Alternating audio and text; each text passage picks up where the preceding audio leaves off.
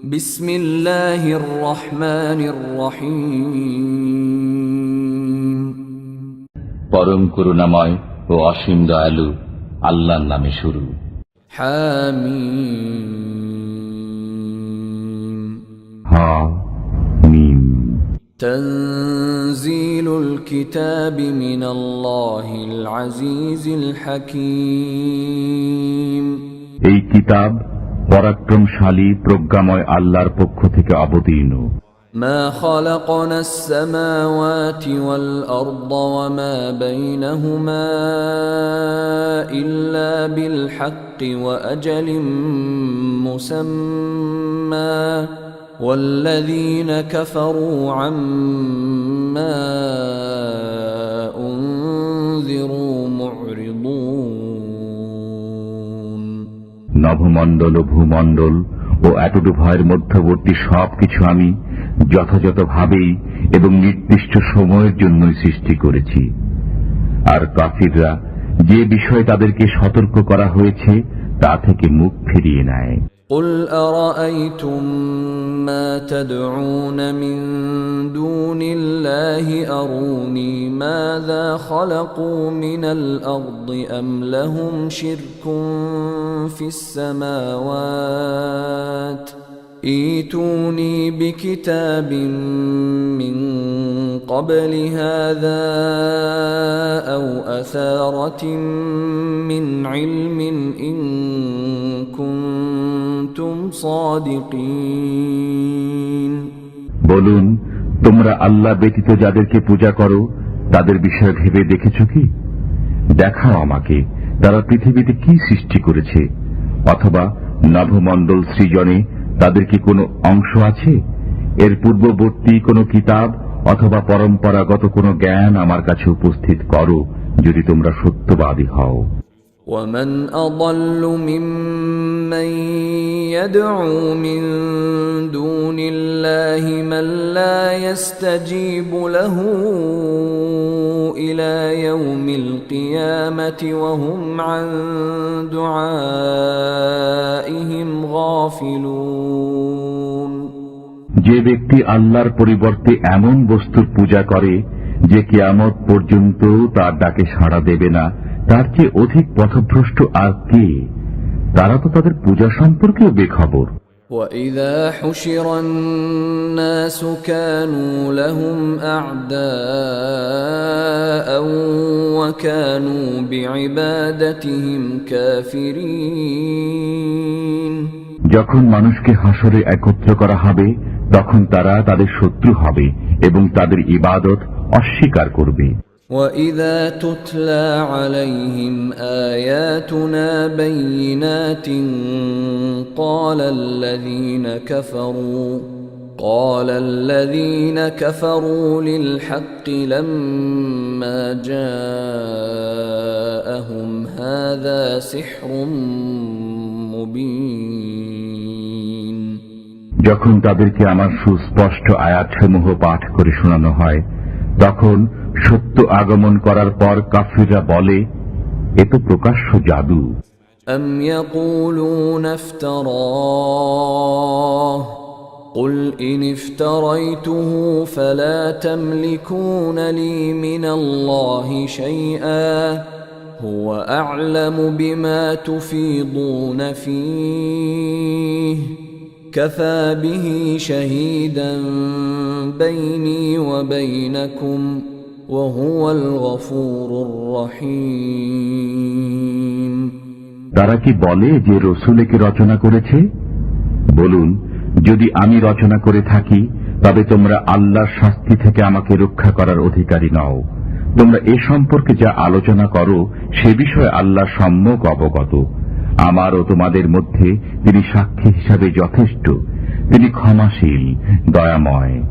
قُلْ مَا كُنْتُ بِدْعًا مِّنَ الرُّسُلِ وَمَا أَدْرِي مَا يُفْعَلُ بِي وَلَا بِكُمْ إِنْ أَتَّبِعُ إِلَّا مَا يُوحَى إِلَيَّ وَمَا أَنَا إِلَّا نَذِيرٌ مُبِينٌ।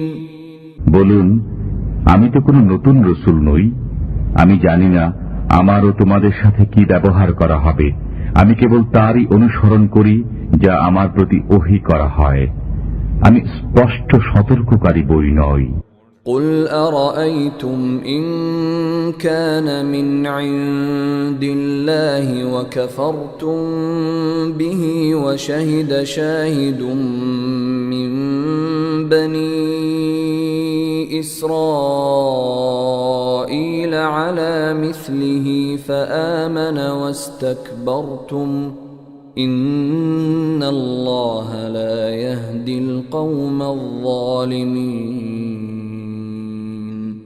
বলুন, তোমরা ভেবে দেখেছ কি, যদি এটা আল্লাহর পক্ষ থেকে হয় এবং তোমরা এটি অমান্য করো এবং বনী ইসরায়েলের একজন সাক্ষী এর পক্ষে সাক্ষ্য দিয়ে এতে বিশ্বাস স্থাপন করে আর তোমরা অহংকার করো, তবে তোমাদের চেয়ে অবিবেচক আর কে হবে? নিশ্চয়ই আল্লাহ অবিবেচকদেরকে পথ দেখান না। وقال الذين كفروا للذين آمنوا لو كان خيرا ما سبقونا إليه وإذ لم يهتدوا به فسيقولون هذا إفك قديم। আর কাফিররা মুমিনদেরকে বলতে লাগলো যে, যদি এ দিন ভালো হতো তবে এরা আমাদেরকে পেছনে ফেলে এগিয়ে যেতে পারত না। তারা যখন এর মাধ্যমে সুপথ পায়নি তখন শীঘ্রই বলবে, এ তো এক পুরাতন মিথ্যা। ومن قبله كتاب موسى إماما ورحمة وهذا كتاب مصدق لسانا عربيا لينذر الذين ظلموا وبشرى للمحسنين। এর আগে মুসার কিতাব ছিল পথ প্রদর্শক ও রহমত স্বরূপ, আর এই কিতাব তার সমর্থক আরবি ভাষায়, যাতে জালিমদেরকে সতর্ক করে এবং সৎকর্মপরায়ণদেরকে সুসংবাদ দেয়। إن الذين قالوا ربنا الله ثم استقاموا فلا خوف عليهم ولا هم يحزنون। নিশ্চয় যারা বলে আমাদের পালনকর্তা আল্লাহ, অতঃপর অবিচল থাকে, তাদের কোনো ভয় নেই এবং তারা চিন্তিত হবে না। أولئك أصحاب الجنة خالدين فيها جزاء بما كانوا يعملون। তারাই জান্নাতের অধিকারী, তথায় তারা চিরকাল থাকবে। তারা যে কর্ম করত এটা তারই প্রতিফল। ووصينا الإنسان بوالديه إحسانا حملته أمه كرها ووضعته كرها وحمله وفصاله 30 شهرا حتى إذا بلغ أشده وبلغ 40 سنة قال رب أوزعني أن أشكر نعمتك التي أنعمت علي وعلى والدي وأن أعمل صالحا ترضاه وأصلح لي في ذريتي إني تبت إليك وإني من المسلمين। আমি মানুষকে তার পিতা মাতার সাথে সদ্ব্যবহারের আদেশ দিয়েছি। তার জননী তাকে কষ্ট সহকারে গর্ভে ধারণ করেছে এবং কষ্ট সহকারে প্রসব করেছে। তাকে গর্ভে ধারণ করতে ও তার স্তন্য ছাড়তে লেগেছে 30 মাস। অবশেষে সে যখন শক্তি সামর্থ্যের বয়সে ও 40 বছরে পৌঁছেছে, তখন বলতে লাগল, হে আমার পালনকর্তা, আমাকে এরূপ ভাগ্য দান করো যাতে আমি তোমার নিয়ামতের শকর করি, যা তুমি দান করেছ আমাকে ও আমার পিতা মাতাকে, এবং যাতে আমি তোমার পছন্দনীয় সৎ কাজ করি। আমার সন্তানদেরকে সৎকর্ম পরায়ণ করো। আমি তোমার প্রতি তওবা করলাম এবং আমি আজ্ঞাবহদের অন্যতম। أولئك الذين نتقبل عنهم أحسن ما عملوا ونتجاوز عن سيئاتهم في أصحاب الجنة وعد الصدق الذي كانوا يوعدون। আমি এমন লোকদের সুকর্মগুলো কবুল করি এবং মন্দ কর্মগুলো মার্জনা করি। তারা জান্নাতীদের তালিকাভুক্ত সেই সত্য ওয়াদার কারণে যা তাদেরকে দেওয়া হতো। والذي قال لوالديه أف لكما أتعدانني أن أخرج وقد خلت القرون من قبلي أتعدانني أن أخرج وقد خلت القرون من قبلي وهما يستغيثان الله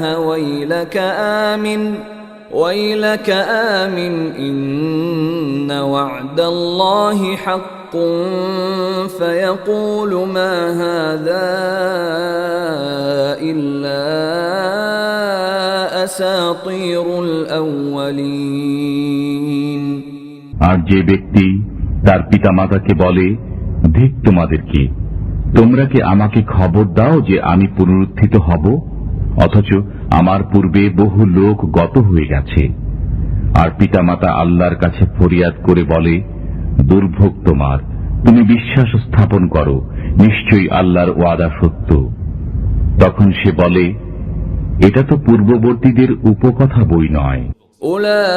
أولئك الذين حق عليهم القول في أمم قد خلت من قبلهم من الجن والإنس إنهم كانوا خاسرين। তাদের পূর্বে যেসব জিন ও মানুষ গত হয়েছে তাদের মধ্যে এ ধরনের লোকদের প্রতিও শাস্তিবাণী অবধারিত হয়ে গেছে, নিশ্চয়ই তারা ছিল ক্ষতিগ্রস্ত।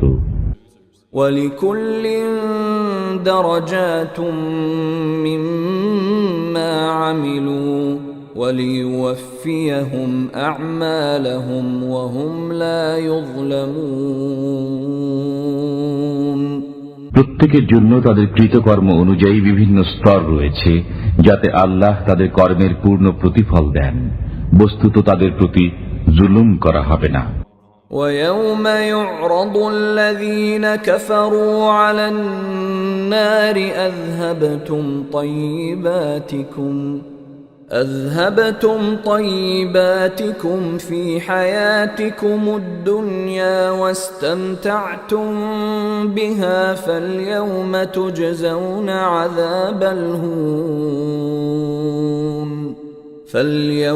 تُجْزَوْنَ عَذَابَ الْهُونِ بِمَا كُنتُمْ تَسْتَكْبِرُونَ فِي الْأَرْضِ بِغَيْرِ الْحَقِّ وَبِمَا كُنتُمْ تَفْسُقُونَ।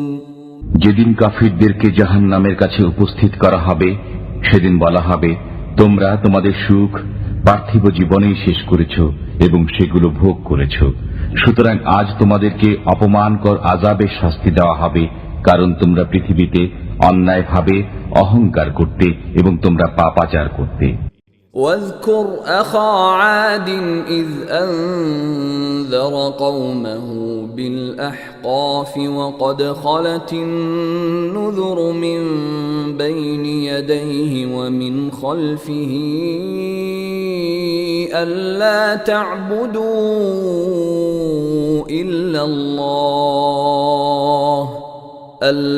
تعبدوا إلا الله إني أخاف عليكم عذاب يوم عظيم। আদ সম্প্রদায়ের ভাইয়ের কথা স্মরণ করুন। তার পূর্বে ও পরে অনেক সতর্ককারী গত হয়েছিল সে তার সম্প্রদায়কে বালুকাময় উচ্চ উপত্যকায় এ মর্মে সতর্ক করেছিল যে তোমরা আল্লাহ ব্যতীত কারও ইবাদত করো না। আমি তোমাদের জন্য এক মহাদিবসের শাস্তির আশঙ্কা করি। قالوا أجئتنا لتأفكنا عن آلهتنا فأتنا بما تعدنا إن كنت من الصادقين। তারা বলল, তুমি কি আমাদেরকে আমাদের উপাস্য দেবদেবী থেকে নিবৃত করতে আগমন করেছ? তুমি সত্যবাদী হলে আমাদেরকে যে বিষয়ের ওয়াদা দাও তা নিয়ে আসো। قال إنما العلم عند الله وأبلغكم ما أرسلت به ولكني أراكم قوما تجهلون। সে বলল, এ জ্ঞান তো আল্লাহর কাছে রয়েছে। আমি যে বিষয় সহ প্রেরিত হয়েছি তা তোমাদের কাছে পৌঁছাই, কিন্তু আমি দেখছি তোমরা এক মূর্খ সম্প্রদায়। فلما رأوه عارضا مستقبل أوديتهم قالوا هذا عارض ممطرنا بل هو ما استعجلتم به ريح فيها عذاب أليم। অতঃপর তারা যখন শাস্তিকে মেঘ রূপে তাদের উপত্যকা অভিমুখী দেখল, তখন বলল, এ তো মেঘ, আমাদেরকে বৃষ্টি দেবে। বরং এটা সেই বস্তু যা তোমরা তাড়াতাড়ি চেয়েছিলে। এটা বায়ু, এতে রয়েছে মর্মন্তুদ শাস্তি। تدمر كل شيء بأمر ربها فأصبحوا لا يرى إلا مساكنهم كذلك نجزي القوم المجرمين। তার পালনকর্তার আদেশে সে সবকিছুকে ধ্বংস করে দেবে। অতঃপর তারা ভোরবেলায় এমন হয়ে গেল যে তাদের বসতিগুলো ছাড়া কিছুই দৃষ্টিগোচর হল না। আমি অপরাধী সম্প্রদায়কে এমনি ভাবে শাস্তি দিয়ে থাকি। وَلَقَدْ مَكَّنَّاهُمْ فِي مَاءٍ مَكَّنَّاكُمْ فِيهِ وَجَعَلْنَا لَهُمْ سَمْعًا وَأَبْصَارًا وَأَفْئِدَةً فَمَا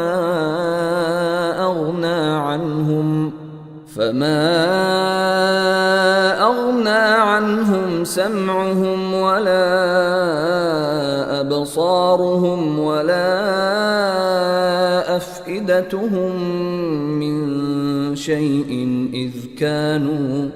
إذ كانوا يجحدون بآيات الله وحاق بهم ما كانوا به يستهزئون। আমি তাদেরকে এমন বিষয়ে ক্ষমতা দিয়েছিলাম যে বিষয়ে তোমাদেরকে ক্ষমতা দেইনি। আমি তাদেরকে দিয়েছিলাম কর্ণ, চক্ষু ও হৃদয়, কিন্তু তাদের কর্ণ, চক্ষু, হৃদয় তাদের কোনো কাজে আসলো না যখন তারা আল্লাহর আয়াতসমূহকে অস্বীকার করল এবং তাদেরকে সেই শাস্তি গ্রাস করে নিল যা নিয়ে তারা ঠাট্টা বিদ্রুপ করত। وَلَقَدْ أَهْلَكْنَا مَا حَوْلَكُمْ مِنَ الْقُرَى وَصَرَّفْنَا الْآيَاتِ لَعَلَّهُمْ يَرْجِعُونَ। আমি তোমাদের আশেপাশের জনপদসমূহ ধ্বংস করে দিয়েছি এবং বারবার আয়াতসমূহ শুনিয়েছি যাতে তারা ফিরে আসে। فلولا نصرهم الذين اتخذوا من دون الله قربانا آلهة بل ضلوا عنهم وذلك إفكهم وما كانوا يفترون। অতঃপর আল্লাহর পরিবর্তে তারা যাদেরকে সান্নিধ্য লাভের জন্য উপাস্যরূপে গ্রহণ করেছিল তারা তাদেরকে সাহায্য করল না কেন, বরং তারা তাদের কাছ থেকে উধাও হয়ে গেল। এটা ছিল তাদের মিথ্যা ও মন গড়া বিষয়। وَإِذْ صَرَفْنَا إِلَيْكَ نَفَرًا مِنَ الْجِنِّ يَسْتَمِعُونَ الْقُرْآنَ فَلَمَّا حَضَرُوهُ قَالُوا أَنصِتُوا فَلَمَّا قُضِيَ وَلَّوْا إِلَى قَوْمِهِمْ مُنذِرِينَ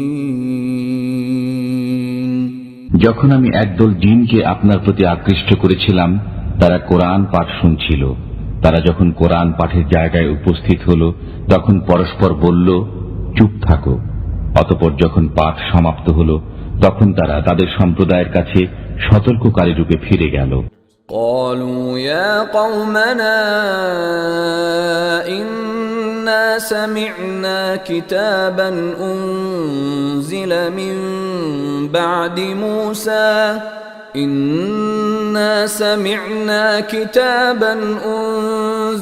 من بعد موسى مصدقا لما بين يديه يهدي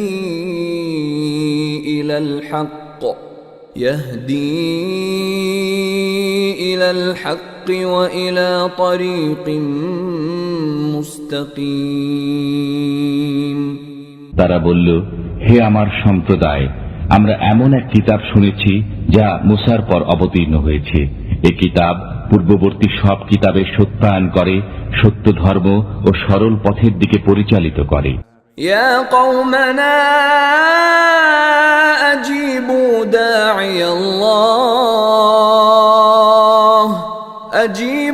داعي الله وآمنوا به يغفر لكم